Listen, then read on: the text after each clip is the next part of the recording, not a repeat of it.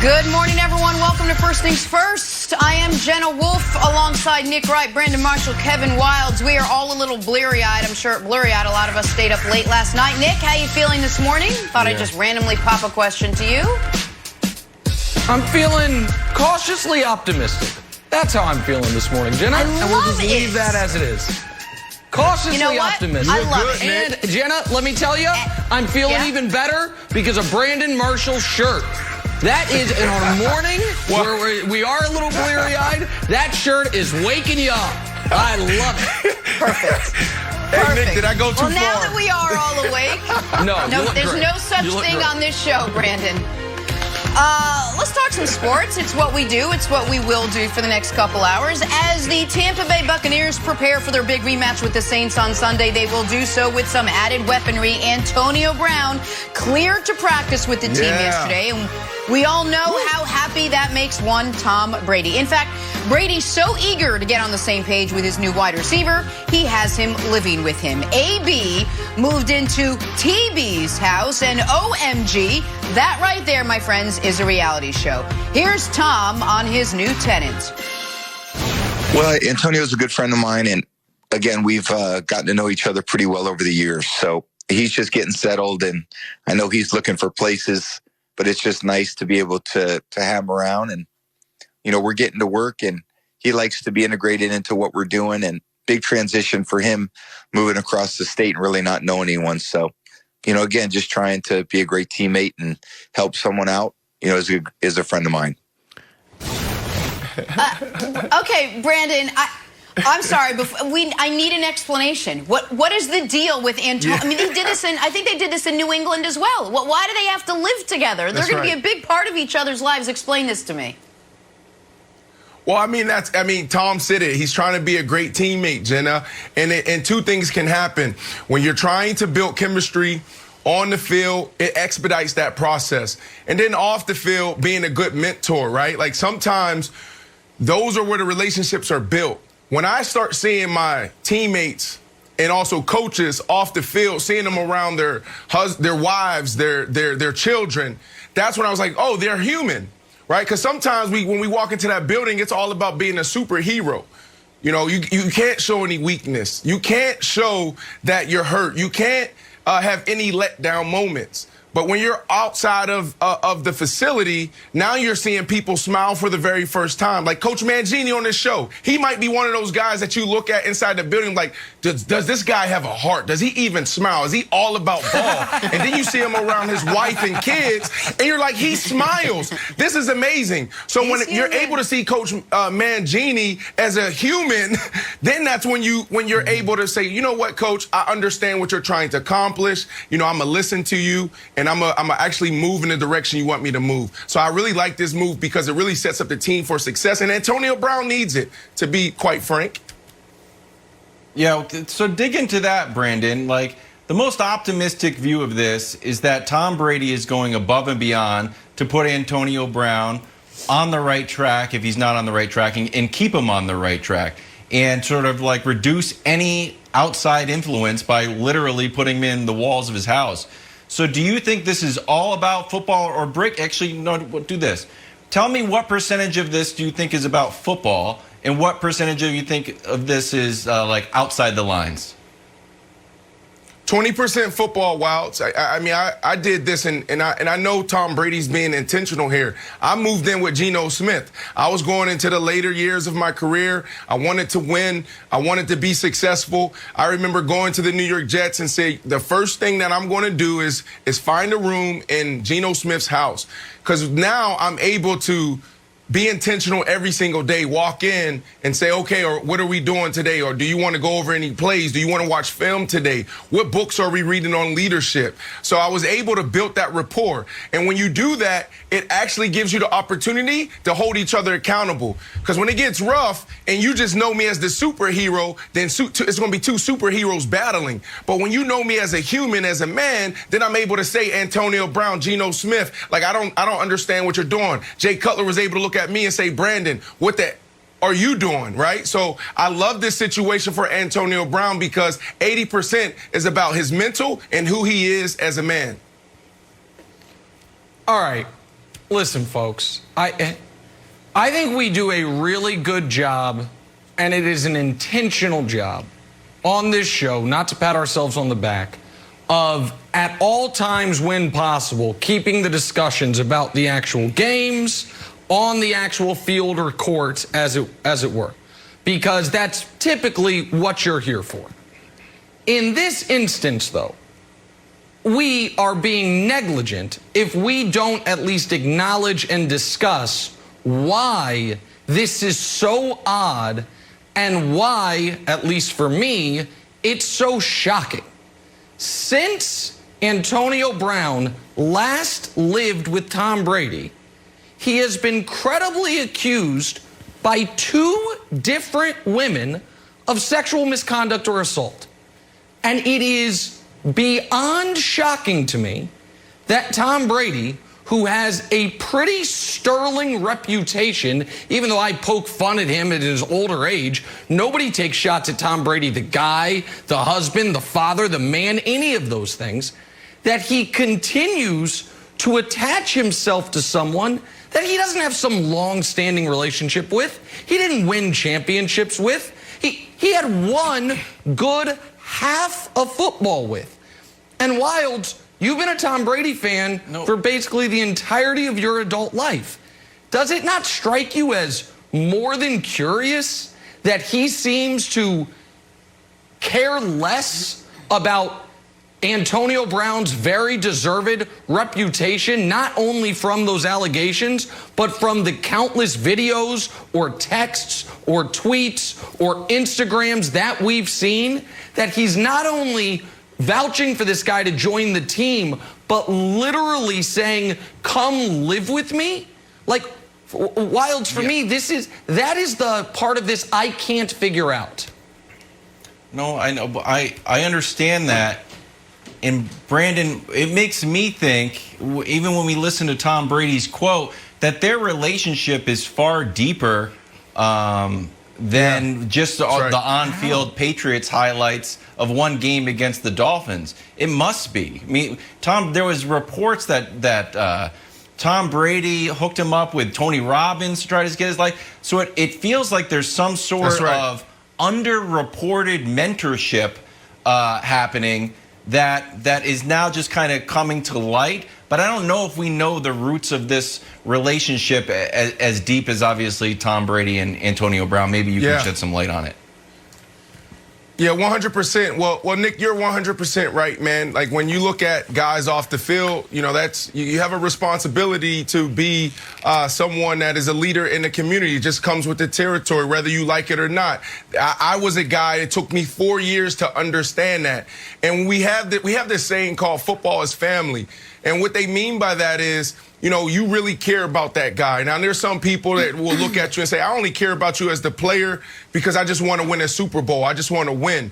But behind the scenes, there's guys like Rod Smith. Rod Smith was a guy in my life that literally pulled me to the side every single day and said, how can I help you grow off the field? How can I help you grow as a man? So, yes, you know, on the field, it looks a little awkward. Like, is Tom Brady, does he just care about this guy as the player? Is he just trying to use him to win a Super Bowl? But behind the camera, behind the scenes, he's doing things that help him grow as a person.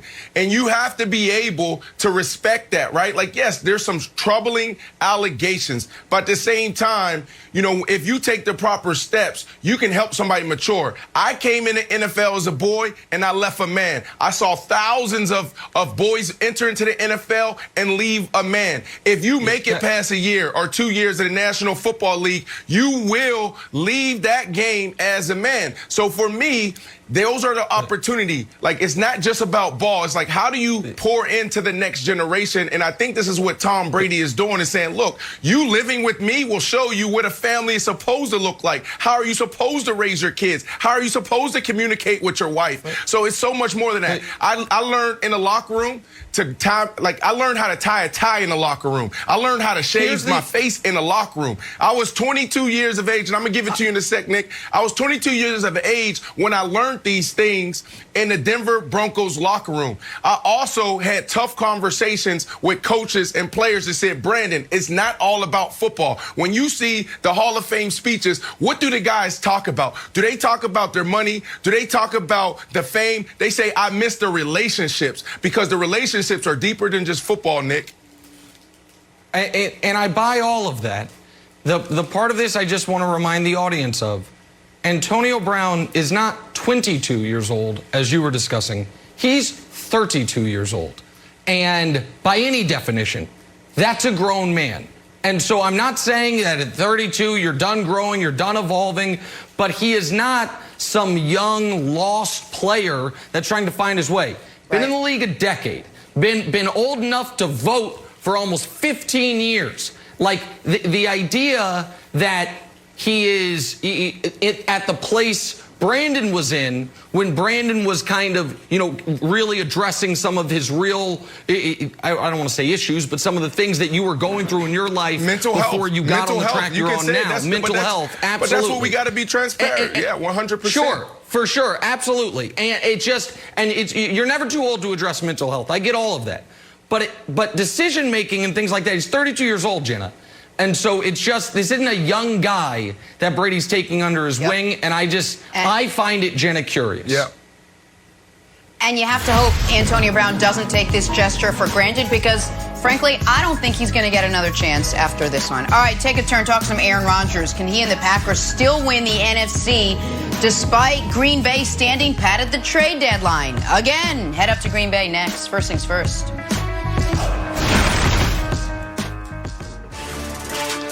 Today, it's a doubleheader from the Spring League, an elite professional football development league featuring some of the biggest names from the top college programs in the country.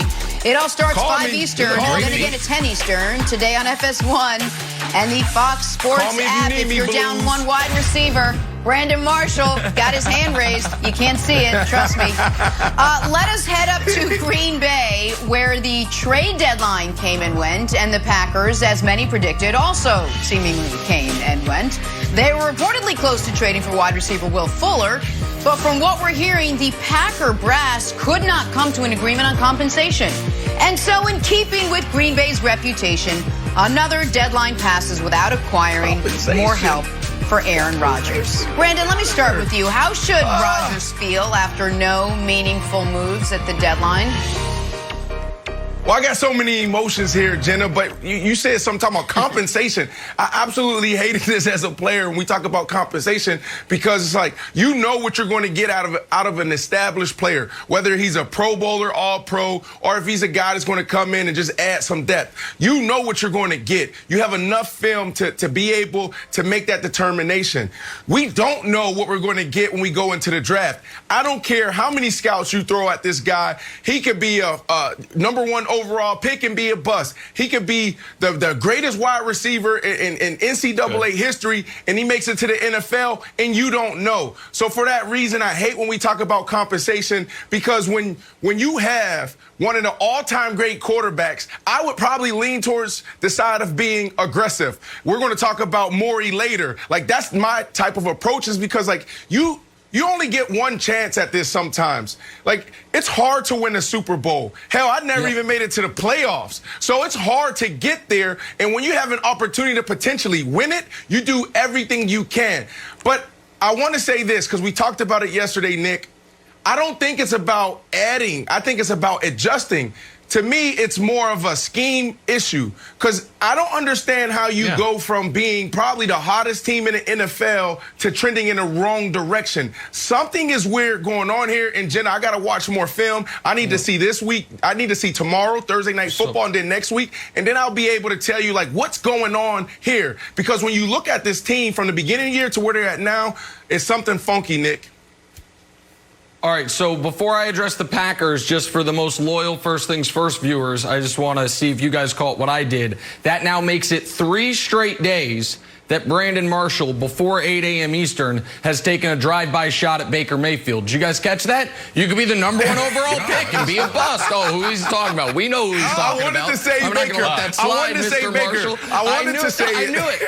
I knew it, but you stayed on topic, but I wasn't going to let it slide. Okay. So the Packers, when it came to compensation, the great Seth Payne, who played in the NFL and did radio in Houston, I think he made a good point, because part of it was the Packers wanted the Texans to pay part of Will Fuller's salary.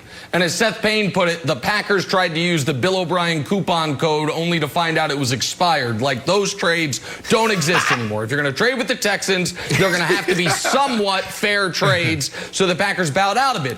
But Wildes, I'm partially bothered that the Packers didn't make a move, but I'm almost more bothered that the move they didn't make was this move, meaning I think they have a fundamental misunderstanding of what their problem is. They are not a receiver away. They are not an offensive weapon away. Their problem is they are not a big, tough team against the run defensively. Their problem is they get beat up against teams that want to beat them up. So they're focused on adding rims to the fancy sports car, but once again, when you pull into the garage, you see foundations cracked, roofs leaking. And so when we saw a dozen defensive players get traded, was that not a good analogy, Wildes? When you see a dozen defensive players get traded, and the Packers aren't in on it, to me, it shows a misunderstanding of what their issue is, Wildes. Yep. I agree. I didn't know if the offense was the car and the defense was the garage, and then the foundation is cracked on the defense. My apologies. It's okay. My apologies. Bad job by me. No, it's a decent job. You know, it's a good car analogy. You actually listen to Nick? Wildes, you actually listen to him? I just let that stuff go in one ear out the other and just wait for the facts. That's what I do. I have a private transcriber. Transcribe it, and then I get it on email and I read it all back. I read it to my kids at night to put them to sleep. That came out as an insult at the end there. You're supposed to be good. You're fine. Hey, here's the thing about the Packers. The Packers don't need Will Fuller. The Packers have a fine offense, so Nick is right. Here's points per game. Seahawks, Chiefs, Packers. Okay, Bucs, Steelers, all above 30. Almost 400 yards a game, are 9th best in the league. And 2 of the teams are Cowboys and Falcons, who just throw the ball around and lose anyways. So they're good. They're a good team. So the idea that we should bang on the Packers for not adding Will Fuller so they can get even a little bit better. Do you want to be Seahawks level? I think it's just a non-story, Jenna. Unless Will Fuller's going to play defense. Look at this. Our friends at Fox Bet. Let's see where they are. So they've got the Packers with the 3rd best odds at plus 550 to win the NFC. That despite them standing pat at the deadline, like we talked about. Bucs right now the favorite with the Seahawks at number 2. So it's Bucs, Seahawks. So Brandon, back to you. Can the 5-2 Packers win the NFC with the roster they have right now? Oh, it's this guy again. You know what? You have Aaron Rodgers. Something funky is going on right now, Jenna, but you have Aaron Rodgers, absolutely. Guys like Aaron, guys like Russell Wilson, guys like Patrick Mahomes can single-handedly win you 5-6 games themselves. So, yes, what they were doing at the beginning of the year, if they can get back to that, 100%. So here's the reason why the Packers can still win the NFC. And in a little under 10 minutes, I think we're going to unveil the latest tiers. The committee and I worked all night. Some people were doing other things overnight. Finally. I have no idea what's going on in the world at large. I've just been crunching numbers with the committee on the tiers. So we'll see where the Packers are. But the reason why I still think they can win the NFC is because the NFC has a surplus of good and a scarcity of great.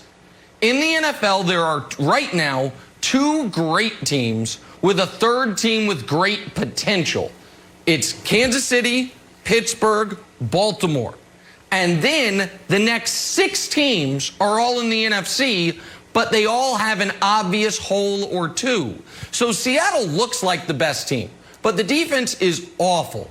Tampa, their best game has been maybe the most impressive game we've seen all year by anybody, the win over Green Bay. But we also saw them lose to the Bears and then come this close to losing to the Giants. Oh, my goodness. So they're up and down, right? No. Well, Brandon, do you disagree? Right. Like And so I think the Packers have a defensive problem. I don't think do you think the Bucs are a great team?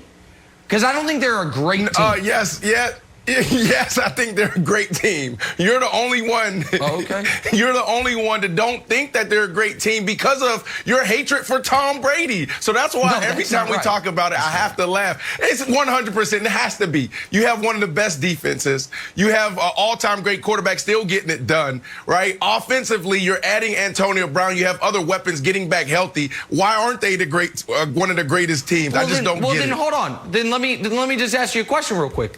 If that's the case, I know how high you are on Seattle, and you think Tampa's a great team, then I would imagine you think the Packers, while they might be alive, their chances are incredibly slim. Like, is that right? Like, that you think the Packers, the only way for them to thread the needle is for Aaron Rodgers to go into God mode for a month, to just play play the highest level he's ever played for a month? Is that their path to you? Yes, I think that the odds that Jenna just showed us are correct. And I think that if Aaron Rodgers play like he did at the beginning of the season, 100% he can beat anybody. You can put the Kansas City Chiefs and also the Pittsburgh Steelers together, and Aaron Rodgers will have a chance. Aaron Rodgers was playing lights out. Okay. That's why these last 3-4 weeks have been alarming, because it's like, how do you go from that to trending in this direction? All right, well, Nick mentioned it. He spent the night crunching those numbers with his committee all night, all the numbers, called me about 15 different times to ask my opinion. He's going to reveal his NFL tiers. That's next. You do not want to miss it. This is good. First things first. Yes, baby. Let's do it. Back here at 8 a.m. on a Wednesday morning, which means it is time for Nick to reveal his latest NFL tiers. Nick, you and your committee went deep into the night this week as we get ready for Week 9 across the National Football League. Who you got, buddy? Take us through it. All right, listen, before you even get in there, can you tell us who this committee is? Wow. Tell us this committee. I cannot. Who is this committee? No, I cannot. I cannot tell you that. Maybe at the end of the season they'll reveal themselves. Right now, they feel like their anonymity allows them to be as fair and honest as possible. Now, listen, I can take the pulse of the country. I know what day it is. I understand what's going on in the national news. And I understand that these are the results everyone's waiting for. Updated tiers, new names on them, except for the bottom two. Bottom two remain the same. The Jets stay the Jets. The NFC East stays the NFC East. The third to bottom tier, going from bottom up. We've changed the name of that tier to mock draft season. All those fans of those teams are staring at mock drafts, except for the Texans, who don't have any draft picks because of Bill O'Brien, but everyone else staring at mock drafts. Now to the teams that actually matter a bit. Hanging on barely. My Chicago Bears, my beloved Chicago Bears, I've got to say, I've been uninspired with their offense as of late. My beloved Cam Newton and Wild's beloved Patriots, I've been uninspired with their play as of late, but they're still alive. San Francisco, their quarterback got hurt. Detroit and Oakland kind of middling. Now let's move on to the top four tiers. Let's move on to the teams that really, truly matter. We'll start with the playoff threat tier. You see who's on there all of a sudden? Good God, that's Tua Tagovailoa's music. The Miami Dolphins, above 500, great coach in Brian Flores. You know who's next to him, who also moved up? One of the teams Brandon was high on. The Colts, Phillip Rivers. Are you going to get good Phillip or bad Phillip? Who knows? But Darius Leonard's back makes them dangerous. And then the Browns, we didn't dock them too much because they lost the game that they lost this week. I would argue that no one could have won. Well, actually, obviously, Oakland could have won. Let's move on to the Browns. I don't want to argue about that. Now to the teams that truly matter. Super Bowl eligible. Folks, I will stake my reputation as America's preeminent prognosticator on this. The Super Bowl champion is going to come from one of these top three tiers. Every other team is just playing for participation trophies.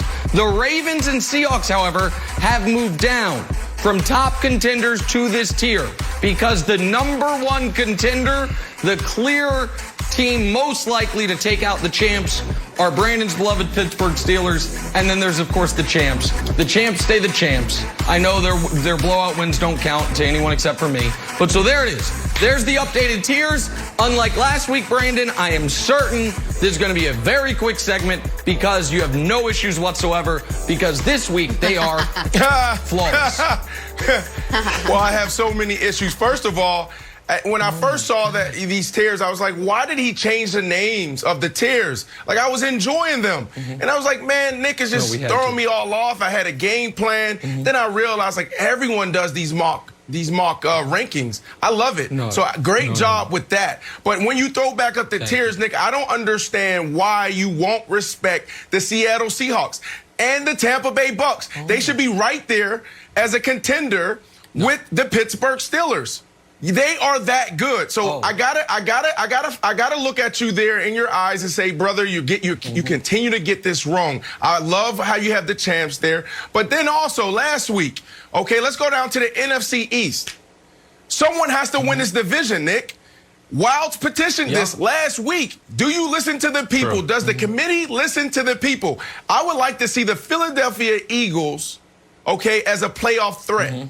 Can we get this done? Wow.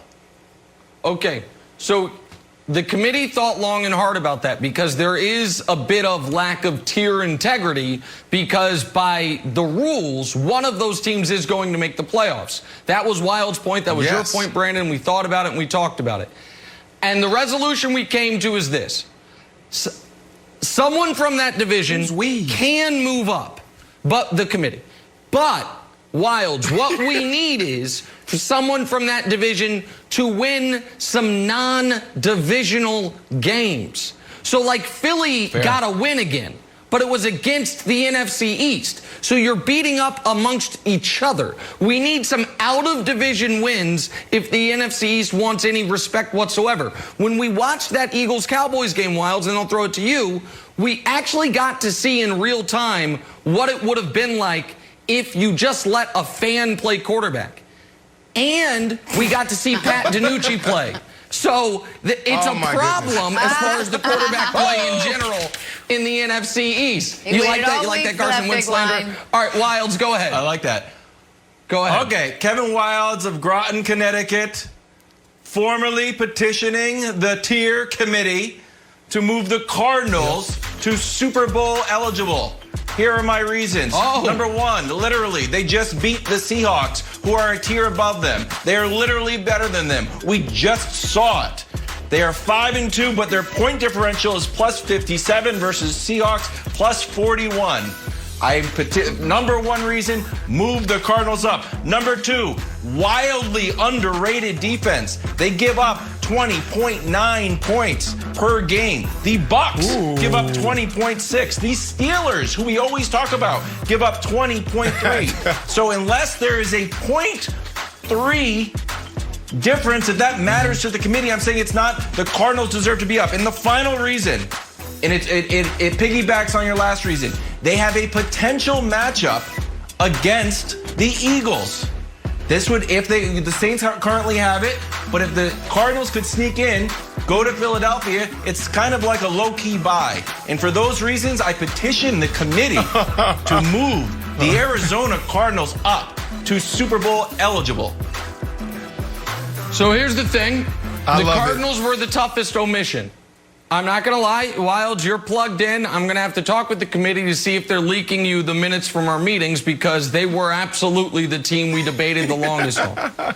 And the reason that they are not quite where you would like them to be is twofold. One is due to the loss of Chandler Jones.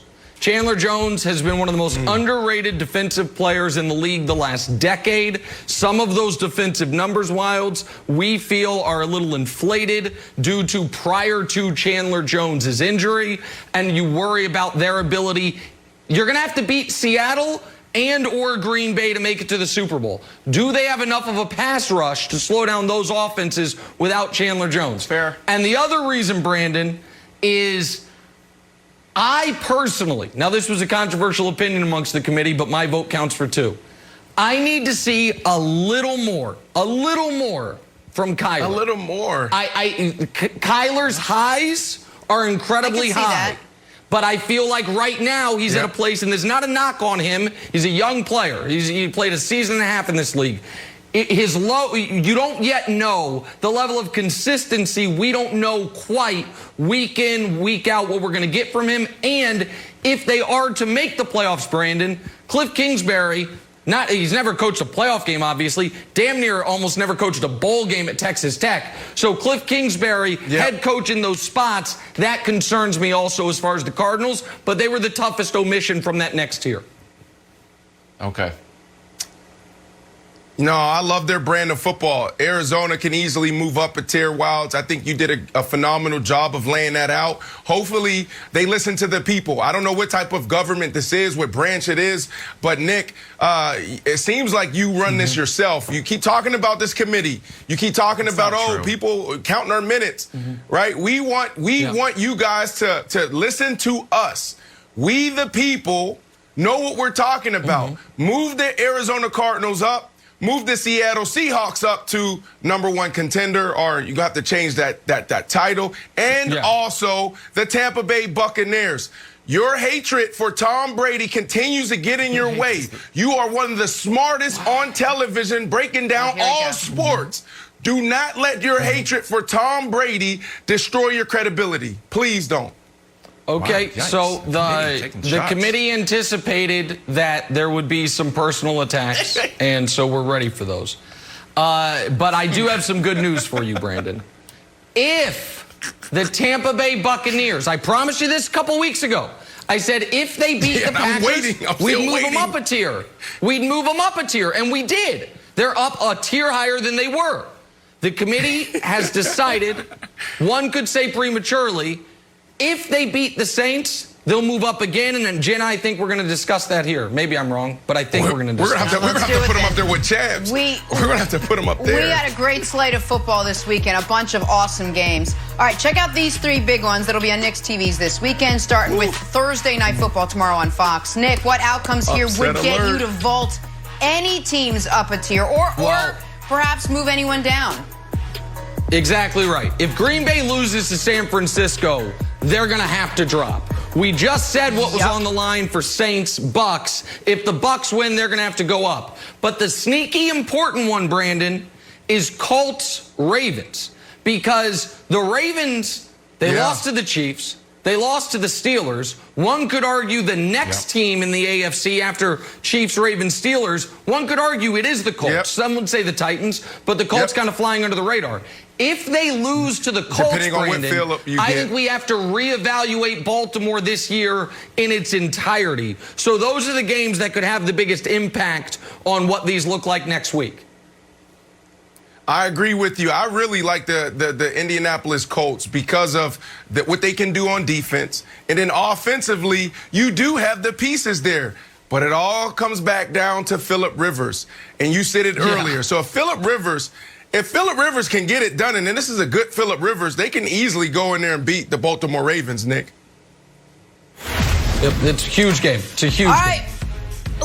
Let us put that on the burner for a second. Take a turn. Talk about the hottest rumor in the NBA this morning. Guess who is rumored to be going to Philly? The Beard. Chris Broussard joins the conversation to discuss. Next, first things first. Probably got his own tier, Broussard. Tomorrow night, Aaron Rodgers leading the division-leading Packers against the San Francisco 49ers, who beat up 49ers. It all starts at 7:30 Eastern, 4:30 Pacific on Fox NFL Network, and streaming on Prime Video. Can't wait to see that. Back here with Chris Broussard now. How about this report from the NBA yesterday? The 76ers are expected to pursue Rockets star James Harden. This just days after they hired former Rockets GM Daryl Morey as the president of basketball operations. Morey and Harden's success has been in lockstep so far, and A Beard in the City of Brotherly Love is a great album title. But Broussard, let's be real. A package for Harden would have to include one of the Sixers stars. Should they offer Ben Simmons in a deal for James Harden? Well, first of all, let me say this. I don't think this trade is happening. I don't think James Harden is going to end up in Philadelphia. Why in the world would the Houston Rockets do that? You want a backcourt of Ben Simmons and Russell Westbrook? I mean, you talk about that's the worst shooting backcourt in the NBA. They may not even make the playoffs out west.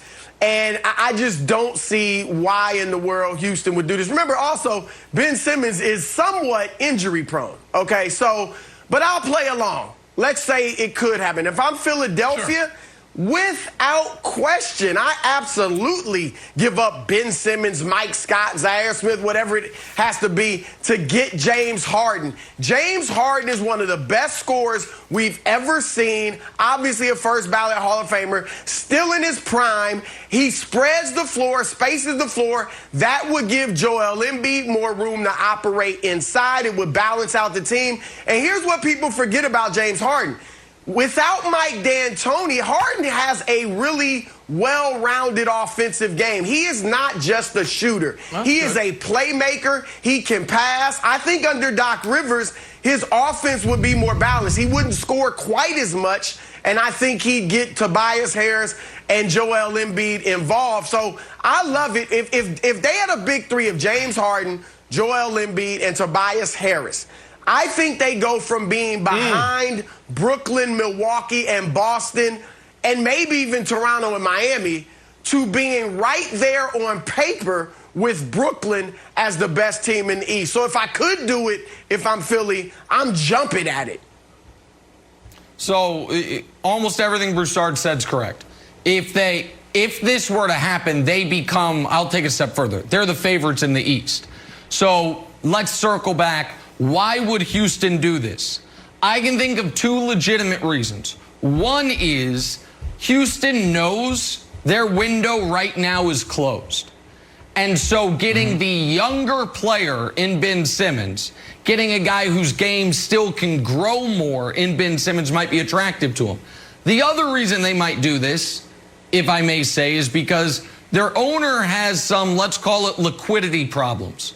And if they were able to construct a trade where you get off some bad contracts as well, like Eric Gordon's contract, where you are able to all of a sudden trim some of that future payroll, which I know Tillman Fertitta is not excited to pay for a non-contender, then maybe it's possible.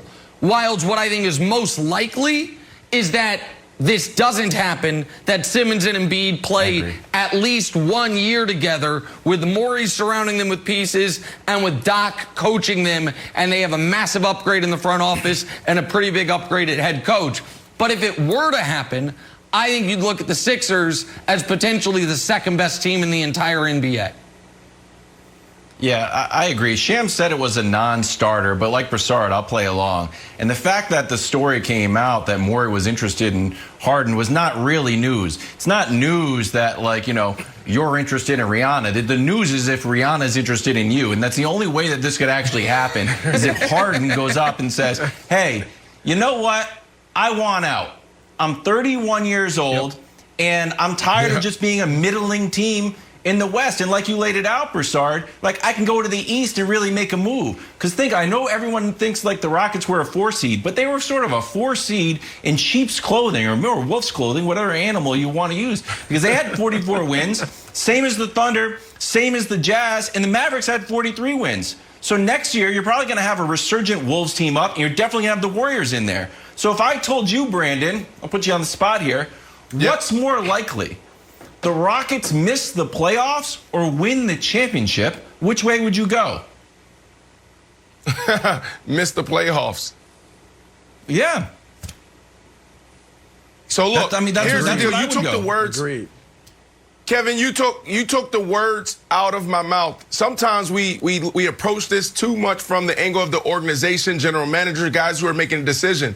LeBron James shifted the culture in sports years ago when he went from the Cleveland Cavaliers to the Miami Heat. We all remember the story. When he did that, he showed every single player, including myself, that you can control your own destiny. So if I am James Harden, I am looking at this situation in Houston like, look, I may love this city. I appreciate the guys in this locker room. I appreciate the people in this organization. But it's about winning a championship right now. Because every day we sit up here on these shows and we talk about, well, he's a great scorer. He's an all-time great scorer, but he can't win. Well, does he want that to be his legacy? I don't think he does. In the NBA right now, these top players are thinking about who can I match up with and go win a championship. So when you look at this and you look at that roster, Nick, you say, well, they're missing three-point shooting and they're missing a dog leader. Yeah. I can provide that and could potentially win. So if I'm Philly, I will make that swap between Harden and Simmons, Nick. So, well, and I want to also answer Wild's question, because the Rockets can't win the championship next year, but they also can't miss the playoffs. One of the reasons I defend James Harden is he's the only guy in the league who's made the playoffs every single year since he went to Houston. The Rockets were the only team in the entire league to make the playoffs every single year Harden was in Houston. But I do think the point that you and Brandon bring up, which is it is so hard to find the exact impetus for the Rockets to do this unless, Jenna, James Harden makes them. And what we have seen over the last decade in the NBA is the people that actually run these teams are the superstar players. Right. And now if Harden were to demand out, would he demand to go to Philly specifically? He doesn't quite have the leverage that like Anthony Davis did, because his contract's not expiring. Someone could trade for him and he's not going to retire. And so it would be it would be hard to really force his way, but he certainly could make things uncomfortable in Houston, which, Jenna, to be fair to James Harden, we have no inclination that he wants to do. We have no information that he wants to do that. But if he did, it would be possible. Well, Broussard, let me ask you this. We talk so much about, if Harden went out, would the Sixers give up Ben Simmons? What would you do if you were the Sixers and the Rockets asked for, say, Joel Embiid in exchange for Harden? Now, do you make that trade? Look, I like Harden better as a player than Embiid, but as far as the fit, I mean, Harden and Ben Simmons, Harden likes to have the ball in his hands. Could you run a pick and roll with Simmons rolling to the basket and play Simmons on the block? Yeah, I mean, you could, but I would be a bit more hesitant to give up Embiid than I would Simmons. So I would consider it. I'd really have to talk with my coaching staff and see if they think those two could work together, Simmons and Harden. But I'd much. I think it'd be super fascinating, and I think we lost Broussard for a moment. I think it'd be super fascinating to see a James Harden with Ben Simmons playing the 5. Yes. That if they traded Joel Embiid and said, hey, Ben, go play the center. Go play center and let's see what this team looks like. I do think that'd be fascinating. But Wilds, to be fair, I want to be clear here because people know I have a relationship with Daryl. I give you my word, I have not spoken to Daryl about this. This is just my opinion, pure opinion, uninformed. I think Daryl far prefers the upside of Embiid than the upside of Simmons. I think Embiid is in a tick above Simmons. Go ahead, Wilds. See, I don't know why, and I think we talked about this earlier in the show of like, they both want the ball in their hands. Like, okay, but if we look at usage rate last year, it was Luka, Giannis, Harden, Trae Young, and then Westbrook. Westbrook also needs the ball in his hand. And you could say that experiment didn't work, but we saw points when that was really working. So if you can upgrade Russ for Ben, and now you've got, I'm going to say he's faster. I'm going to say he's obviously better on defense, and he can attack the rim. And guess what? He doesn't shoot threes. Like, it's actually addition by subtraction to be like, I'm not going to shoot threes. Maybe he's going to learn to shoot threes. Maybe Daryl's going to sprinkle, 3 dust on him. He's going to start bombing threes, but I don't think so. The question I have for you, Brandon, is this. Daryl loves to make moves. He made like 70-something trades in his tenure with the Rockets, like second most in the league. Do you think this organization, especially with this sort of leadership that's kind of spread out a little bit, and Daryl didn't really take the reins of the leadership, like, we got Doc, we got Elton Brand, we got a few people. Do you think these early rumors will start to get into the players' heads, specifically Ben and Embiid, are like, I don't know, now the boat is kind of rocking a little bit too much? 100%. When you have a new leader come in, new regime come in, then things change, right? You gotta imagine that after this horrible season and how they were ousted in the bubble, Elton Brand sat down with his guys and said, look, guys, here's the plan. If Elton Brand is a great leader, then he had these conversations with those guys in the locker room. But now you bring in Morey, who's above Elton Brand. So now everybody is probably walking on eggshells like, okay, what is this guy going to do? He's known, his MO is known, Nick, for trading people. He's super aggressive. Yep. He will overcompensate to try to get the job done. So if I'm Simmons or Embiid, I'm thinking, well, what is he going to do with me? And obviously from yesterday, you see him FaceTime, and so the relationship's off to a hot start with Embiid and Morey. Just quickly, Jenna, here's my prediction. Game 1 of this season, whether it's December 22nd or whether it's MLK Day, in the starting lineup for the Philadelphia 76ers is Joel Embiid, Ben Simmons, and Tobias Harris. And by game 20 of the season, the Sixers are the best three-point shooting team they've been in a decade, and they're a top 3 defensive team. I think Doc will harp on the defense. I think Darryl will find the surrounding pieces. And without making major changes, Jenna, I think Philly will be far better than they were last year. Now, can that win a championship? I don't know. But I think Darryl's going to fill in the blanks a lot for the roster and see how it looks with Doc coaching it. I like that. Right. Get on the shooter. We got to take a turn. Head to Tampa now as Antonio Brown finally cleared to practice with the Bucs. What does Bruce Arians have in store for AB in his first game Sunday? Let him tell you. Next. Thanks, Broussard.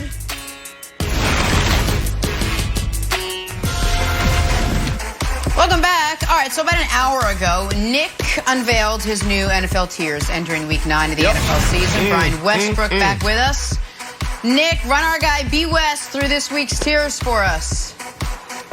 The committee and I were up late into the night because we know America expects full results this morning, and I will deliver them. Bottom up is where I will direct your eyes. The Jets stay the Jets. No movement there. The NFC East stays the NFC East. And then we get some movement and some new names for the tiers. Third to last. Mock draft season. Those fans at this point, they know the season's over. It's about what pick they're going to have, except for, of course, the Texans who have no picks. Thank you, Bill O'Brien. Then you've got hanging on barely. Just like my Chicago Bears 12-4 prediction, hanging on barely as the Bears offense continues to unimpress. My New England Patriots will win the AFC East prediction, hanging on barely. Lions and Raiders and Niners. Niners, it's due to injury. Lions and Raiders just kind of treading water, if you will. Now to the teams that really matter. Your playoff threats and above. The Indianapolis Colts got Darius Leonard back. Had an impressive, dominating win over Detroit. Team Brandon has been high on all year. Keep an eye on them. The Dolphins with Tua Tagovailoa, 4-3. Not the toughest schedule down the stretch. A great coach in Brian Flores. Keep your eye on them as they've moved up. The Cardinals, I know we'll get into later. A great win for them, obviously. But here's where the real change has taken place. We moved down Baltimore and Seattle from the biggest contenders because in my mind, Brian, there is one true contender. And let me rephrase it. There is a number 1 contender, and that is Pittsburgh. The Chiefs are clearly still the best team in football, and to me, it is just as clear that Pittsburgh is the second best team in football. Those other 6 teams could move up. They also, in theory, could move down, but I'd be pretty surprised if any of them move down, except for maybe Tennessee or Green Bay. We'll see what happens over the next few weeks. But, Brian, that's my biggest movement. Unlike Brandon earlier, I assume you're going to say you have no issue whatsoever. I nailed this perfectly, Brian. Is that correct? Nick, I can't lie to you. I look forward to Wednesdays mornings because I'm going to see this list, and I can still tell by this list that you continue to get things all wrong. So I'm not surprised there. Here's the champ from the championship level. It's the Kansas City Chiefs and the Pittsburgh Steelers. They are both playing championship-style football. Pittsburgh, I love because their defense and offensively, they found a way. Now, you talk about the number 1 contenders with an S. I have to put Seattle up there, and I have to put the Bucs up there. Green Bay, I'm still questioning, but I'll leave Green Bay exactly where they're at. Now, when we're talking about Super Bowl eligible, I got my eye on the Ravens, and I'm a little concerned about Lamar Jackson and his ability to throw the ball. If that run game doesn't get going for them, I have to question, does Lamar have the weapons on the outside to get things going as far as scoring points if that run game doesn't get going. Sure. And, of course, Green Bay, they are who they are. They're going to have a great effort from Aaron Rodgers and a little bit better play. Well, a lot better play from their defense if they want to still be Super Bowl eligible. So let me just address a couple things, Brandon, before you go. The reason I can't put Pittsburgh alongside the Chiefs is while they have two great wins as far as who they beat because the you last love the 2 Chiefs, weeks. that's why. No, that's not why. It's because both of their wins have given me a little pause. The second half against Tennessee 2 weeks ago was concerning, and as good as the scoreboard was, beating Baltimore, it was a little concerning that in a game Pittsburgh was +4 in the turnover battle, still came down to a throw from Lamar into the end zone at the end of the game, and they could have lost. So Pittsburgh, to me, is better than everyone other than Kansas City, but not as good as Kansas City. And then, Brandon, I'll kick it to you because I already know where this is going. I know what you're going to attack me on because I left your beloved, a couple of your beloved teams too low. So just go ahead. Go ahead. Do your thing, man. Look, first of all, let me give you some love, okay? I love this because it's not the traditional, stale, dry mock rankings where guys just say, hey, here's my power rankings where we're going to go off of just record. So I love this. I look forward to it as well, B. Every Wednesday, I love these tears. But let's start at the bottom, the NFC East. Wilds petitioned this last week. Nick, there has to be a winner coming out of this division. Someone has to go to playoff threat. So you have to do a better job of putting your foot down and saying, this is the team. The people want to hear from you. What team can beat playoff threat? Or who are you going to put up there? You can't continue to say that. Okay, let's continue to pick on the Jets, my Jets. All right, we'll put them in their own little tier. But when you talk about the NFC East, to me, it's the most intriguing division because it's so bad. Like, everybody should be following these games week in and week out because we've never seen anything like this. Okay, so that's first and foremost. Okay. And then I'll go up to the top. Go ahead. No. Go. You finish. Go ahead, Brandon. Go ahead. You go to the top. What do you got at the top? I want to hear it all. I want to take all the shots here. Your hatred for Tom Brady continues to put you in a bad spot. I had an opportunity to work with you at the Super Bowl in Houston a couple years back, and I said, oh, my goodness, this guy is a genius. He can talk all sports. He has the skill. He has the art. But then, now that I'm on the show with you every single day, you're losing credibility because this is a great team. Tampa Bay is a great team, and you refuse to call them a contender. And I believe it's because of Tom Brady. And Seattle Seahawks, they had one bad game, and it's not even a bad game. Russell Wilson just threw a couple bad balls. They are definitely contenders now that they're fixing that defense. Okay, let me just address both of those things very quickly. The NFC East, with the committee and I discussed this long into the night, and there was some argument. Should Philly be bumped up? The reason they weren't is that win came against another NFC East team. We need someone in that division to string together a couple of non-divisional wins. But now let's talk about what really matters. Tampa Bay. You say my hatred for Tom Brady clouds my mind. Whilst I would argue some folks on this show love affair with Tom Brady clouds their mind. Because in what universe does playing the New York Giants to the final snap of the game enhance your standing? In what universe does when Danny fumbles is turning himself into Danny Picks for a night and you still almost lose, if not for a very curious, let me put this flag back in my pocket, old Tommy. The Chiefs lost to the Raiders this weekend. The Chiefs lost to the Raiders, so let's knock them down then. That was weeks ago. That was before the tiers even existed. And so I just can't raise the Bucs yet. I just can't do it. But Wilds. Permission to address the gentleman from Kansas City. I, Kevin Wilds from Groton, Connecticut, hereby would like to make a formal declaration that the Cardinals of Arizona should be moved up to Super Bowl eligible for a number of reasons. Henceforth. First of all, they are on the same tiers as the Browns, the Colts, the Dolphins, the Bills, and the Rams. They are not only better than all the teams that they are on their similar tier, they are better than the Seahawks, who they just beat, who occupy a tier above them. Reason number two, they have a wildly underrated defense. They are allowing 20.9 points a game. As we talk about the mighty Bucs defense and the mighty Steelers defense. Well, the Bucs give up 20.6 and the Steelers give up 20.3. Again, the Cardinals give up 20.9. So unless you care about a third of a point, the Cardinals should be moving up. And finally, and Brian, earmuffs, they may have a game against the lowly NFC East winner, Philadelphia Eagles, which I am calling a faux bye game. If they get by them, they would have a cleaner path to the Super Bowl versus the other option, which is playing the Packers. Therefore, I petition to the committee and Nick Wright as the spokesperson to move the Cardinals up to their deserved place as Super Bowl eligible. Okay, so Wilds, I've got to tell you, the committee. This was the hardest pick, Brian. Was the Cardinals. The reason they were not moved up was threefold. One, the loss of Chandler Jones is massive. Two, I still have some small questions about the consistency level with Kyler. And three, they did beat Seattle.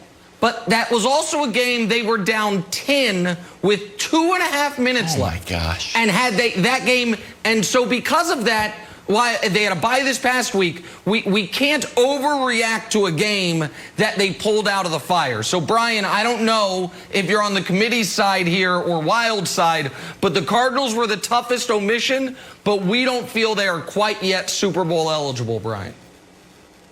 Nick, I have to address Kevin. I mean, first of all, you're not going to be talking about my Philadelphia Eagles without me saying something. Here's the thing about the Philadelphia Eagles. The Cardinals will have to come to Philadelphia, one of the worst and hardest places in the NFL to come and play. The Eagles have traditionally been a better – well, listen. The empty seat doesn't throw batteries. A better December type of football team and the underdog factor. When they are underdogs, the Philadelphia Eagles somehow rise to the occasion, and they'll be getting some guys healthy back. It's going to be a tougher game than just a bye week for the Cardinals. But I do say this. The Cardinals have played better. They have to be able to demonstrate that they can do it consistently. We haven't seen consistent play from the Cardinals. There have been a lot of ups and downs. I also think that Wilds might be slightly underrating how tough Philly could be, because at that point, I mean, Jalen Hurts could be really dangerous, and he might be the starting quarterback by then, even if they make the playoffs or not. So that is a bit of a wild card to me, Brandon, when it comes to evaluating how tough Philly would be if they do win the NFC East. First of all, I want to know who this committee is. I feel like you run this whole thing by yourself. Jenna, I want is if this committee really listens to the people, then I want them to hear us.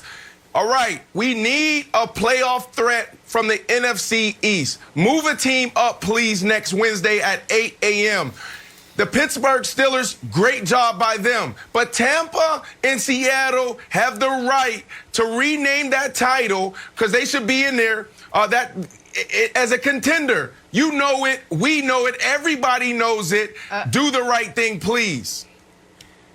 All right, well, I don't know. Let's talk about how Nick could potentially do something or make some changes. Great slate of football this week. These are three big games that'll be my TV, Nick's TV, starting tomorrow with Thursday Night Football on Fox. So, Nick, what outcomes here would get you to vault any teams up a tier or move anyone down a tier? So I think of the teams there, the only team that could move up from where they are with a win is Tampa. If Tampa wins and they look impressive, the committee will think long and hard about elevating them, but they have to earn that designation. Conversely, I think Green Bay and Baltimore can only hurt themselves as far as the tiers go this week. If Baltimore, after losing to Kansas City and Pittsburgh, then loses to the next best team in the AFC after themselves in Indy, you have major concerns. And if the Packers on Thursday Night Football struggle, even if they win, if they struggle against Nick Mullins and the Niners, you have major concerns about whether or not they should be dropped as well. So Tampa could move up potentially. Baltimore or Green Bay with losses could move down. Those are games to watch this weekend. The coach should be able to move we up are going to move on. Time now for Take Your Pick. Okay. Jets GM Joe Douglas called Sam Darnold the Jets quarterback of the future in an interview yesterday. Certainly could change if the winless Jets get that #1 overall pick. So, Brian, who should Jets fans want as their quarterback of the future, Sam Darnold or Trevor Lawrence? Take your pick. I'm going Trevor Lawrence. If I'm the Jets, I'm tearing it all down. Coach, players, everything. I'm tearing it all down. I'm going with a whole new group of guys. Trevor Lawrence should be the future, and then try my best to build around him at that point. I'm cutting everybody. I'm getting rid of the entire team, if I could. Cutting everybody. Oh, Jenna, why you asked this question? I'm about to play into the stigma of the Jets and the culture. Just say no. You trade the pick, you get Just more say yes. guys, and you give Sam Darnold some help. You give him an offensive-minded coach that can help him develop, and I hate this because Adam Gase was supposed to be the person. He was my wide receiver coach in Denver. But trade the pick, get more players, and keep Sam Darnold. Okay. I think I'm gonna regret it. I'm gonna throw a total grenade into this conversation. If we're talking about the Jets trading the pick, I just let this marinate in your mind over the next 24 hours. And we're talking about Trevor Lawrence not wanting to go to the Jets. Let's just say Baltimore falls on its face in the playoffs this year. If the New York Jets quietly call Baltimore and say, hey, we'll give you the #1 pick. Oh, my goodness. For Lamar Jackson. Oh, my. You want to have that discussion? You want to talk about it? Does that at least get Baltimore? Do they call a meeting? Does all of a sudden, does John Harbaugh get called? Say, okay, all right, you say no. I'm just saying. No, hold on. Give me a double. Give me a double. Ketter, give me a double. I need to look this man in the eye. Why do you continue to have these crazy debates about quarterbacks? You know we don't have time. You did this on purpose. You know we're moving to another topic, and you want to. Yeah. Oh my, Jenna. Oh my goodness. I'm just saying. We do indeed have to break. But he did say let it marinate for 24 hours. Do they call I got a question meeting? for you. Oh my goodness. That's all I'm asking. Guys, how do you take think the call. Antonio Brown would No doubt be as a about it. house guest? Tom Brady knows. I know. boy. We'll tell you why. I don't really know, but I know because of what Tom Brady said. Is he bringing? Is he Thank bringing you, Brian. everybody? Tomorrow night, Aaron Rodgers and the division-leading Packers take on the San Francisco 49ers. It all starts at 7:30 Eastern, 4:30 Pacific on Fox NFL Network and streaming on Prime Video. All right, back here, first things first, we head to Tampa Bay. Antonio Brown will be suiting up for the first time with the Bucs Sunday night against the Saints. It's a big game. Saints won the season opener between these two teams. Now they're in first and second place in the division. Bruce Arians talked about the kind of role we should expect from Antonio Brown. Take a listen. Yeah, it really depends how the game goes. If we're successful with the package that we put him in, we'll probably run it more. He'll have his role, and it could be 10 plays, it could be 35 plays. I wouldn't anticipate 60 plays for sure, but, we'll just see how it goes. Nick, if you're walking down the street and that guy passed you by, would you in a million years know that was Bruce Arians? In 1,000 years without the hat, the glasses, I had no idea who that was all morning long. I'll be honest. It was Bruce Arians. I'm not, Jenna, I'm not certain that was Bruce Arians. I have no evidence of that Right. other than it's the guy Tampa Right, that's said. a good point. I'm not, that could have been Bruce Arians' brother who just was in the building. He's like, oh, go do the press conference. But assuming it was Bruce Arians, I guess we should talk about what he said. Assuming it was Bruce Arians and assuming he's talking about how big of a role Antonio Brown will have on Sunday. Brandon, let me ask you, what kind of impact do you think AB will have? Will it be immediate? Will it take some time for him to, sort of adapt to this offense in Tampa? What do you think? Yeah, he can make an impact right away, Jenna. And let's look at where. Down in New Orleans, Coach Dennis Allen, the defensive coordinator, now he has to adjust his game plan. He has to plan for, is he going to play 10 times a game, 30, 60 times? You know, what type of shape is he in? Do we roll coverage to him? What do we do in the red zone? So that these guys down in New Orleans, and that was my last stop. I had a cup of tea down in New Orleans, and I was able to witness how they prepare. Nobody prepares better or harder than them. Coach Payton, Dennis Allen, it's all about the matchups. They're there 3 nights out of the week until midnight. You can walk in Coach Payton's office, and he's going to be there watching some film from 1988 saying, look, I'm studying this coordinator when he was in the MAC conference. So now you're putting a lot of pressure on and more hours, adding more hours to their prep work. So that's where he's going to make immediate impact. And then also on third down.